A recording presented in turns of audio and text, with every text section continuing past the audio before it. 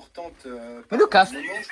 Ouais, le casque. La température, quelques instants, au froid, les 30 Le degrés. casque, il y a un casque là-bas. Midi dans la Prends-le. journée, donc ça va continuer à augmenter. C'est un cocktail. On voit tes pieds là.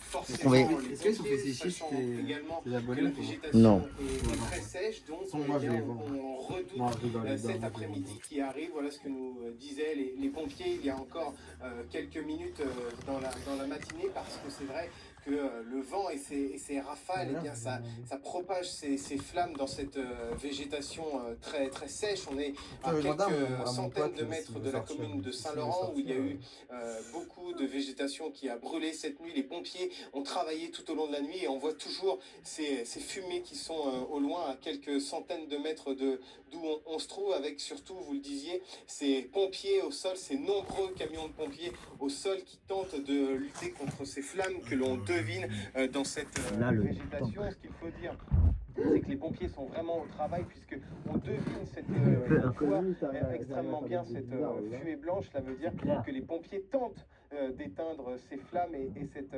incendie qui se poursuit et qui continue donc sa propagation. On a vu donc que vous l'avez vécu en direct il y a quelques instants, le largage de ces canadaires qui continuent je suis au niveau du parking de 54. tourner ici autour de la commune de Saint-Laurent. Mais c'est vrai qu'il y a beaucoup d'inquiétudes pour l'après-midi qui vient, avec ces conditions météo. Je le disais, une chaleur importante, du vent, des rafales qui vont se lever, qui vont être de plus en plus importantes, et surtout une végétation qui est vraiment très sèche ici. Non, je suis tout seul. Enfin là, je suis Pierre chez un pote, Barbin mais avec je serai tout Vincent seul. Berthézen en direct de Fabrezan pour BFM TV.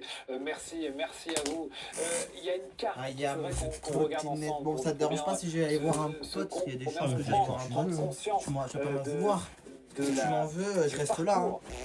Pendant 20 ans. Du parcours de cet incendie depuis mardi après-midi. Cet incendie qui a parcouru 30 km de long. Loïc Rivière, on le voit, il est parti de la forêt de Ribot. Il est allé vers le sud-est. Et à présent, les vents vont dans l'autre sens. Oui, il était poussé au départ par la tramontane. Désormais, le vent a tourné. C'est un vent marin. Tu veux qu'on qui se s'est mis à revoie vers souffler. le On peut Hyper-U ou voir pas? cet incendie depuis l'espace, en réalité. Alors, je vous propose un rapide résumé des 44 heures qui viennent déjà de s'écouler sur ce front de l'incendie majeur qui a lieu dans l'Aude.